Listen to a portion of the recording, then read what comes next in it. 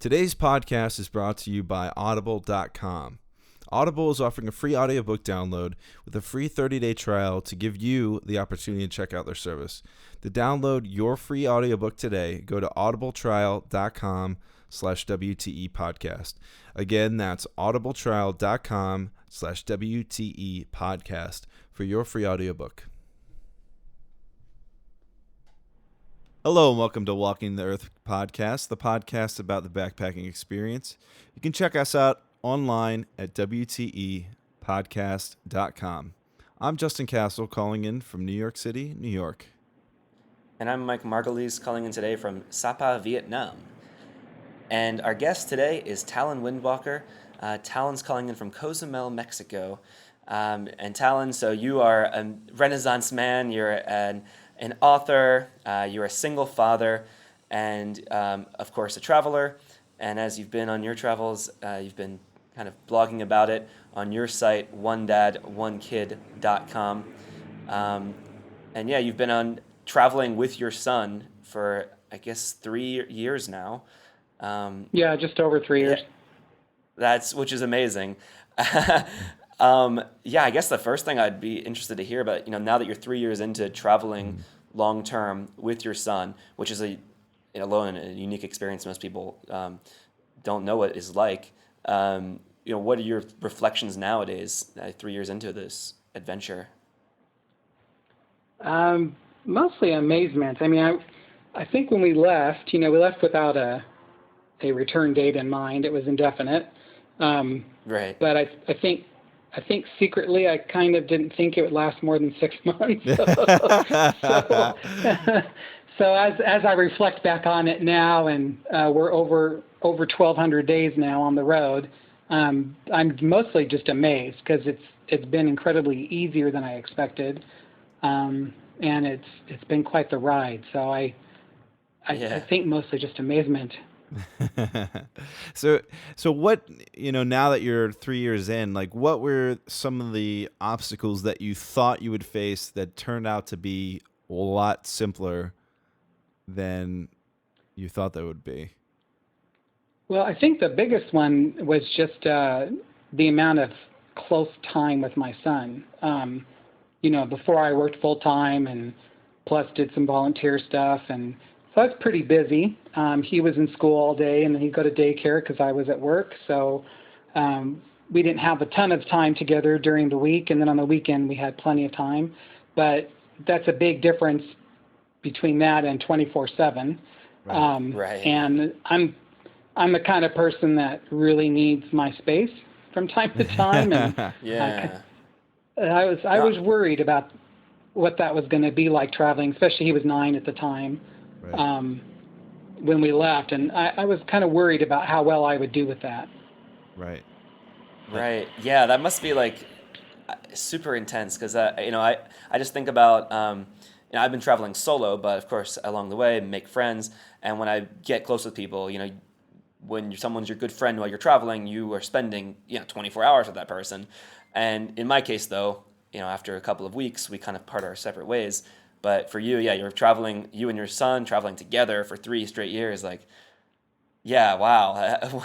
Is that, do you have to sort of go off on your own little adventures sometimes? Or I don't know if you felt like I don't know if that's possible. Is that possible? Comfortable with that? If he was, because he was, I think, only 9 years old when you began. Yeah. I don't know. No, how do you handle that? I think, the most alone time I ever got was probably when we lived in Utila in Honduras, and I was doing my dive master and scuba instructor training. And so during the day when I was diving, obviously underwater, he wasn't with me because he wasn't old enough to dive, and plus I can't be taking care of my son while I'm taking care of inexperienced divers. So right. He would have more independence during the day. I'd usually come to the dive shop for lunch, and then we'd hang together and play in the water or whatever until it was time for me to go to my afternoon dives. And that was really the only time. But even then, I'm not really totally independent because I'm taking care of people. So right. I don't have my son, but I have, dive students, which are, require quite a bit, especially if they're an open water course. They've this is their first time in open water, and all the joys that come with trying to get accustomed to life underwater when this is brand new to you. So Right. it's a much more intense experience for the instructor because I'm ultimately responsible for their life. So Right. I'm having to, I'm watching every single movement, watching their eyes, watching their body language, watching their feet, making sure they're not kicking coral, making sure they're not suddenly going up, suddenly going down, whatever. There's just so much you're doing. So even though I was away from him for part of the day, it was still just mentally, exhausting just because of everything you're doing in the water. And then, but not really. I mean, not really having any adventures. I can't say. There was one time in Romania when there was another traveling family, and he went and did a sleepover at their house. But, we'd been traveling for about 3 years by that point. So for me, it was just kind of like, what do I do? I'm home Right. alone now, but what do I do now that I have a night to myself? That just doesn't make sense to me anymore. So, Register. yeah, I was just kind of like, I really, my biggest joy was just actually having the whole apartment to myself. So Right. later, we started doing house sitting more often. Right. And in the house sits, he usually has his own bedroom. Gotcha. And so he feels the same way. He wants his space, especially now that next week he's a teenager. Oh, We're right back boy. to the end of this week. Oh, my gosh. And so he wants his own space, and so Right. that's helped a little bit. But I've gone out in Prague. I went to I went to a concert by myself, a couple of concerts. Mm-hmm.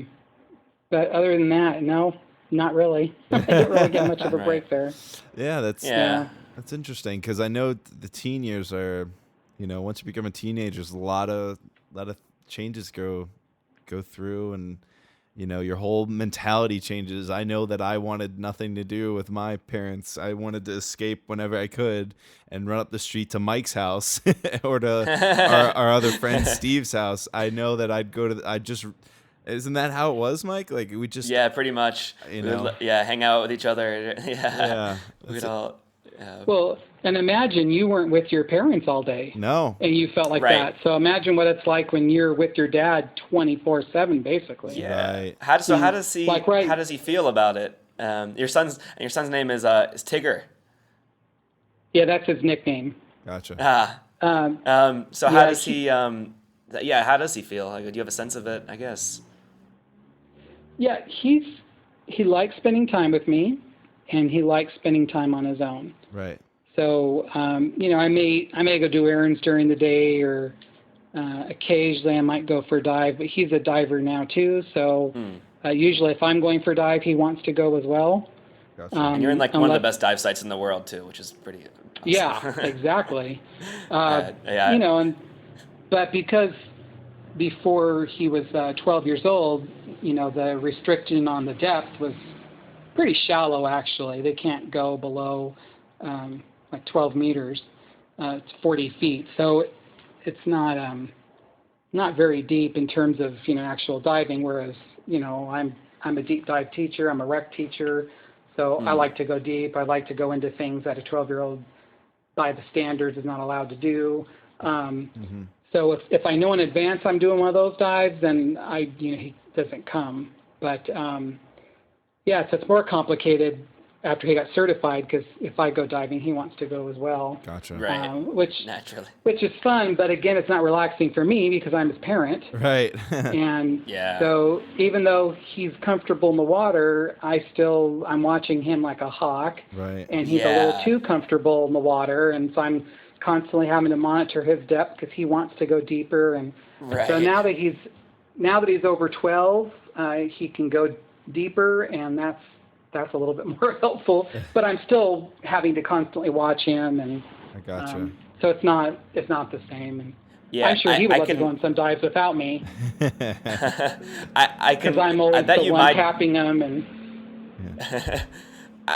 It's funny because hearing you say this, it's like I bet my dad probably feels similarly. So my dad is also a dive master, and he got me into scuba diving, and we've also spent time in Cozumel. So, and it's like it's Yeah. this funny parallel where I think and now I've been diving for long enough. I have 100 some dives. I'm a rescue diver, and so I can fend for myself scuba diving. But I would imagine even still, with whatever certification levels I have and experience, if I'm diving with my dad, he probably still has a big part of him where he's like worried. I know for sure in the beginning, he certainly was like super worried about, all the things you mentioned, because he's my father, so he's concerned about me. Yeah. So it's funny because hearing you say this, it's like, oh, I can like see through my dad's eyes, kind of, his experience was like Well, diving with me in Cozumel.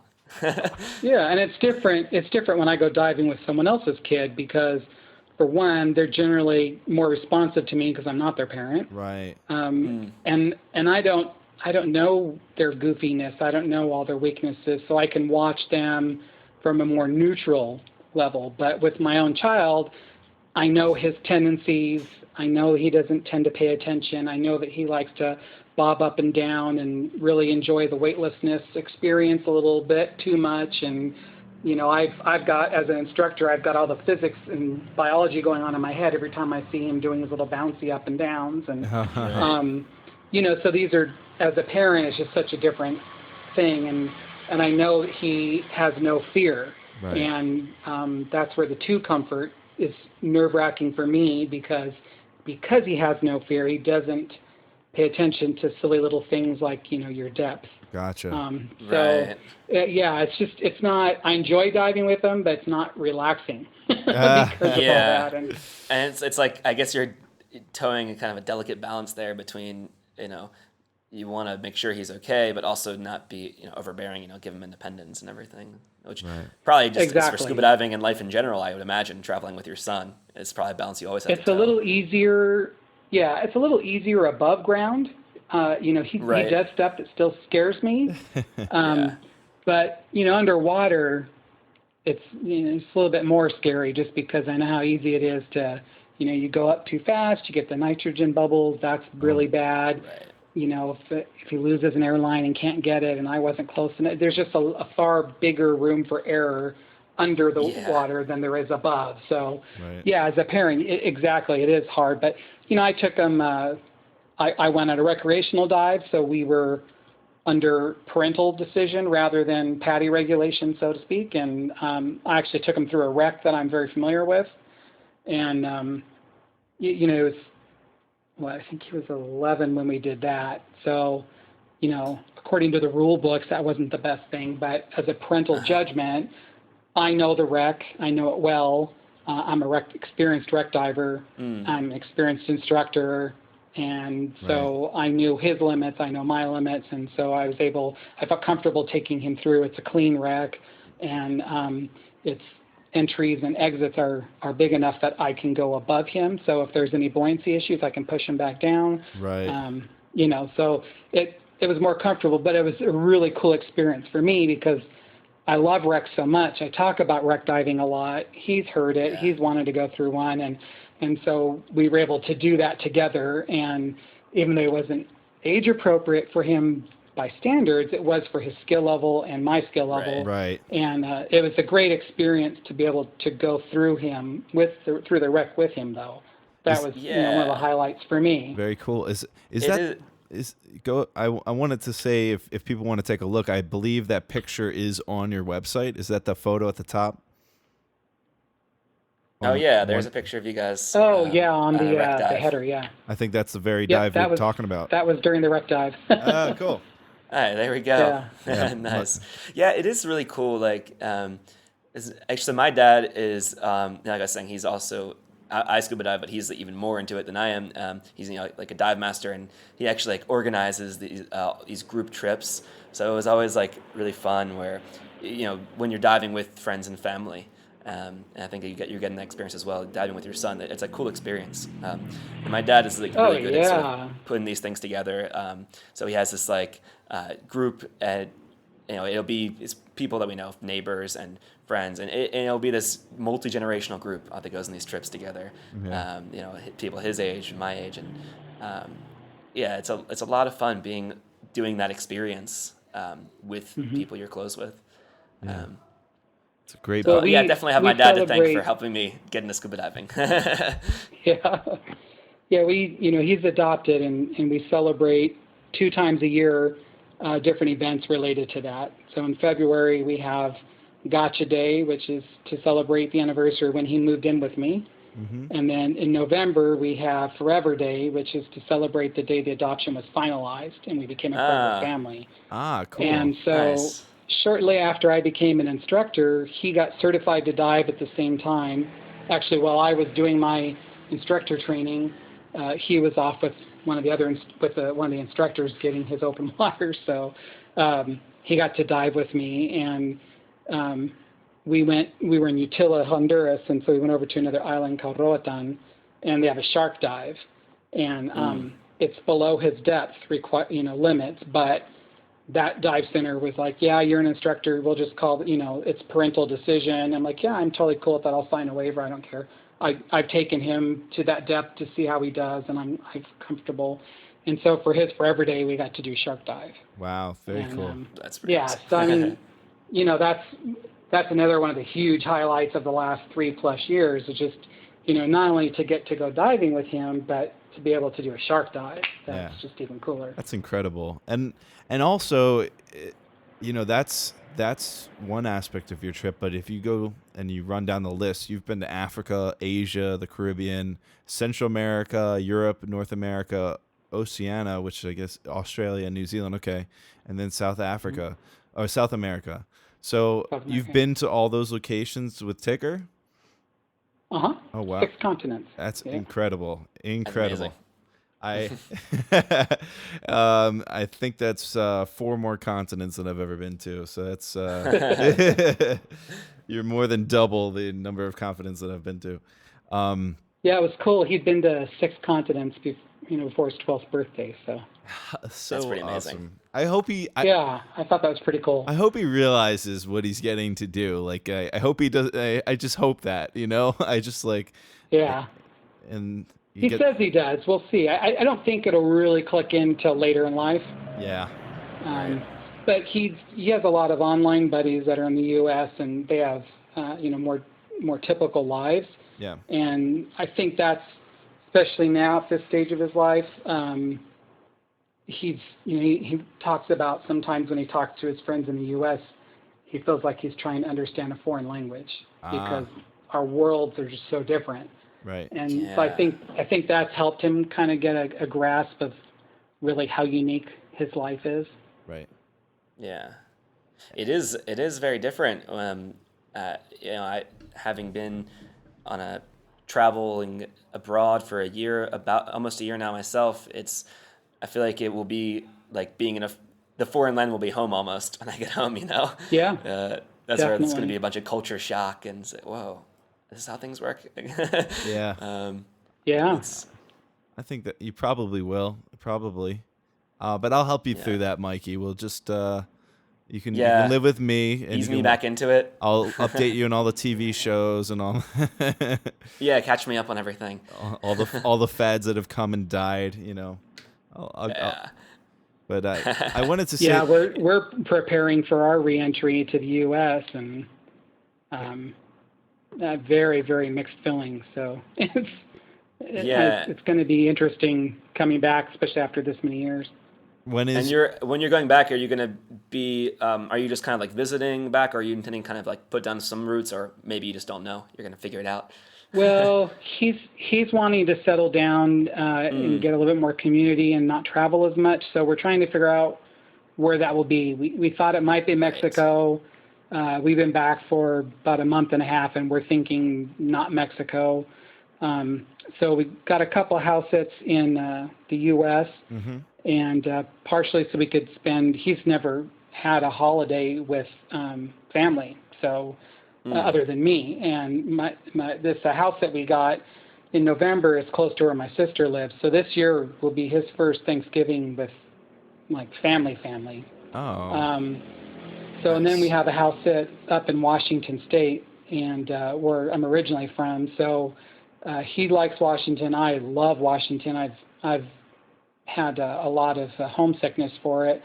So our attitude is, well, we're not sure we're ready for the U.S., but we're going to leave our eyes open and our mind open and just kind of see. If we think when we think about the U.S., we think Washington could be a place that we could use as a long-term base. Still Gotcha. want to travel, but he Yeah. wants to do it less often.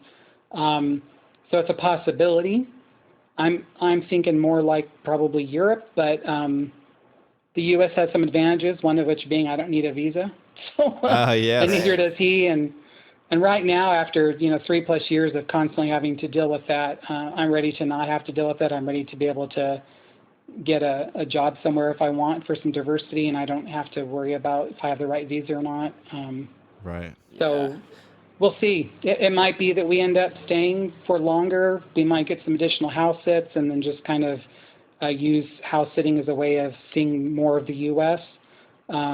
Gotcha. Or it may be that by the time we're done with both of our house sits, we can't wait to get out of there and go to Europe again. So who Yeah. knows?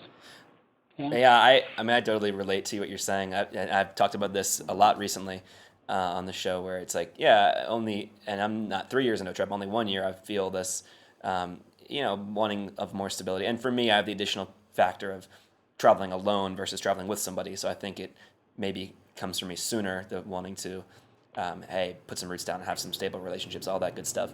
And also, like you, I'm like, oh, yeah, I want some stability, but maybe not necessarily the U.S. And here's my obligatory Chiang Mai mention.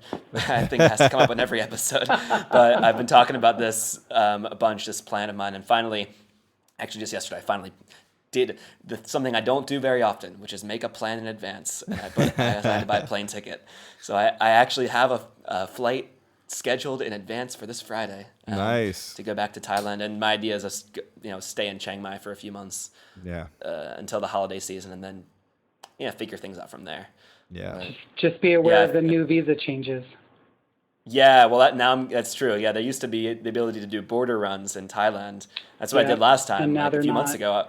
You get into Thailand, and you get 30 days on arrival. You can, if 30 days are up, you just cross the border, come back in. The whole industry was around that. But now, yeah, I've been talking to my friends, Yeah. and that's completely killed. So So I'm what's- gonna be Yep. the applying new? for a proper visa this time to Thailand. Yep. So what's that Yeah, process? well, and that could be complicated too, because now the information I've got from some friends who just attempted this is that you now have to apply for visas from the country of your residence. Oh, So really? you may not be able to. Yeah, well, she just tried, and apparently she was told this is a new rule, and she was turned down. She's in France, and she went to the consulate there, and they said it's a new rule, and you can For only Thailand. apply for the 60-day visas. Yeah, from your own country, your country of legal Interesting. residence. Ah. So I'm gonna have to hopefully figure this not, but- out. Ugh, I hope not. Yeah, Yeah, what the you may information have to do is Mm. what you may have to do is fly in, maybe do an extension, and then fly out and fly back in to get another 30 days. They've been accepting them if you fly back in. I don't know what the that's what I'm doing. difference is, I'm in Vietnam right now, and so yeah, I'm gonna be. Right. I have a flight to. That's what I heard was that you can go to Hanoi, Vietnam, and go to the Thai embassy there. And if I have a flight to Thailand, then I can get a visa from the Thai embassy in Hanoi. I hope that I don't have to be doing it from the U.S. From what I heard from a friend that did this recently, a friend that was able to do this recently, I think. So, yeah, well, I guess I'll find out. Yeah. I'll go to Hanoi just tonight. last week. It was just last week that she was told it was a new global rule. So Wow. hopefully you'll have better luck. Yeah, I hope that doesn't happen to But me. yeah, I mean, Well, all this just emphasizes, I mean, it's fabulous to travel all over the world and do it long term, like both of us have been doing.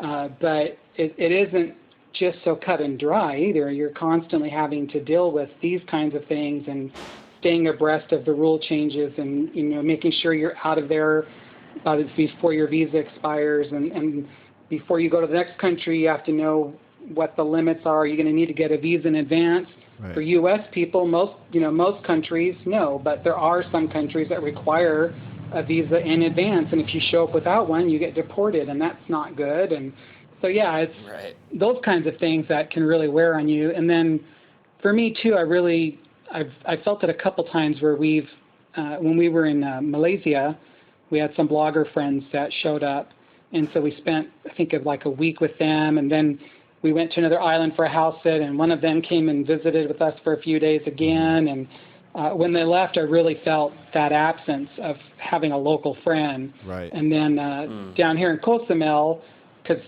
we've been here, this is our third time, and so we know people that live here. And then we have some other traveling family friends that have actually, practically expated here. They're leaving next year, but they've been here for a couple of years now. And so it's instant connections again.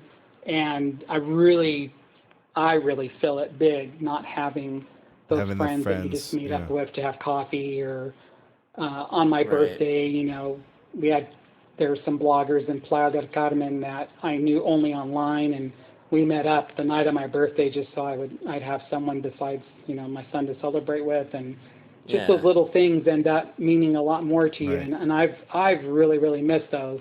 Yeah. And I think for him, he needs the opportunity, especially as a teenager now, where their world revolves around their peers. Right. He really needs that time, not only from the social aspect of having friends, but also this is, your in-person relationships are when you learn a lot about how to deal with other people and how to compromise and Is how to in deal with conflict. in And school. there's a lot that, he's not going to learn otherwise. And also for his level of independence, for his younger childhood, this was perfect for his level of independence. Right. But now that he's older and we're in countries that have foreign languages, it's harder for him to be as independent because he's lost, younger children don't have a language barrier. There's some magical way that they can communicate. Right. But now, as when kids get older, they seem to kind of lose that.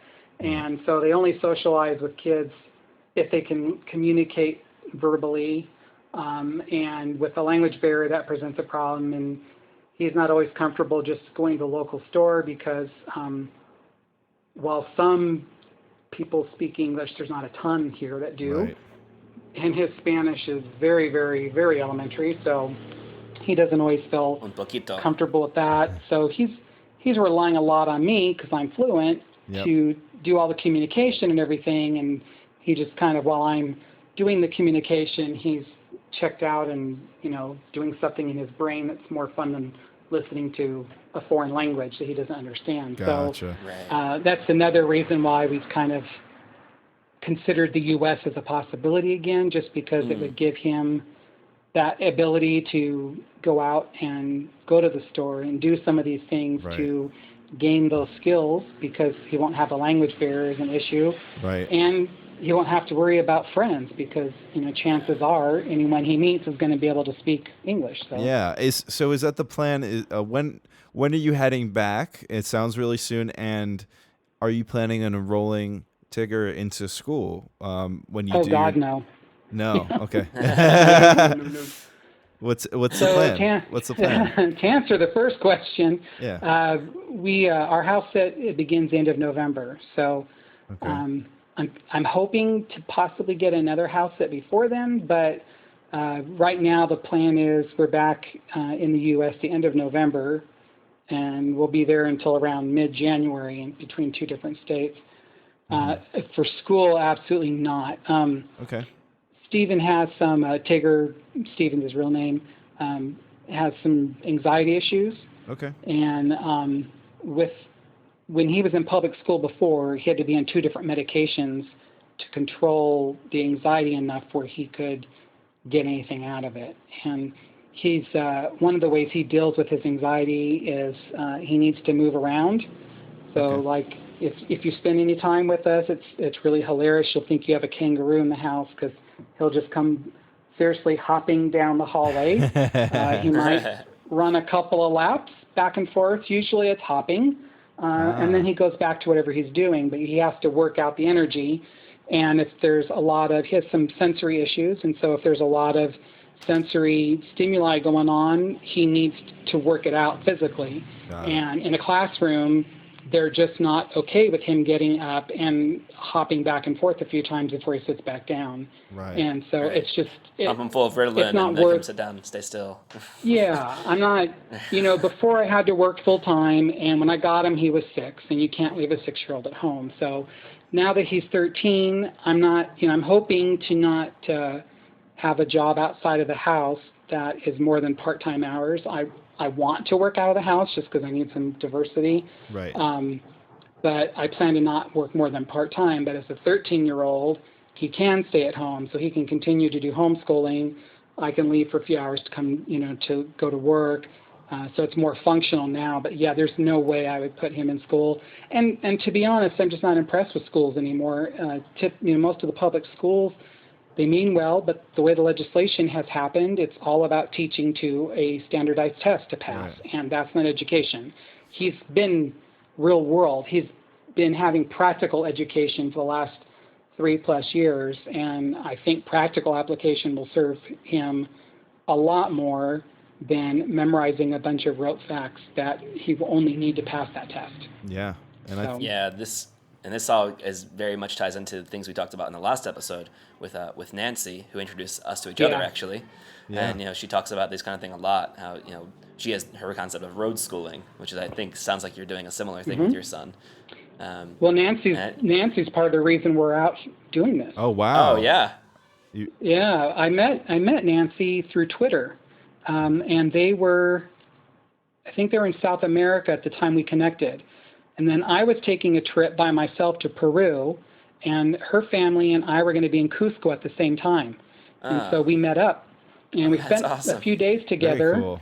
And she's a special ed teacher, so I really, talked to her a lot about I wanted to travel with my son, but I didn't want to damage his future educationally, academically.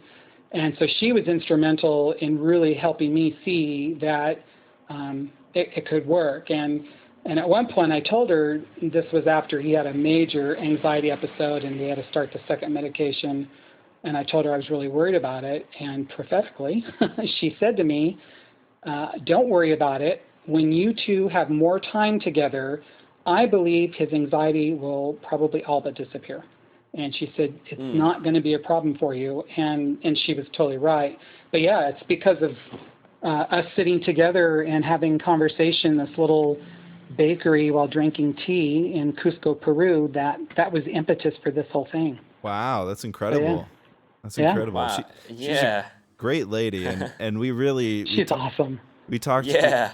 we talked at length about education in our conversation about the education system in the U.S. and also about why can't you? There's more you can learn on the road than you can learn sitting behind a desk. So, Even his teachers, I avoided telling his school because I just didn't want to deal with the argument. And he mentioned it. Of course, he was excited, so he told some people. So I got a call. They just want to confirm what they had heard. And I'm like, yeah, here we go. And they were all for it. And one of his teachers even said that word for word. He will learn more traveling than he will from sitting behind a desk all day. Yeah. And I thought, wow, if his teacher's saying this, I'm okay. Something's right. Something makes sense when that happens. Yeah. Yeah. Well, Talon, we want to ask you one more question before we close this one out that we ask our guests. And the question I'd like to ask you is, what is something that you haven't already done yet you'd like to do before you die? Ice dive in Antarctica. Ah. Hey, nice. Is that the seventh continent that you have to That visit? is seventh continent, yep. All right. An ice dive. So what does an ice dive consist of?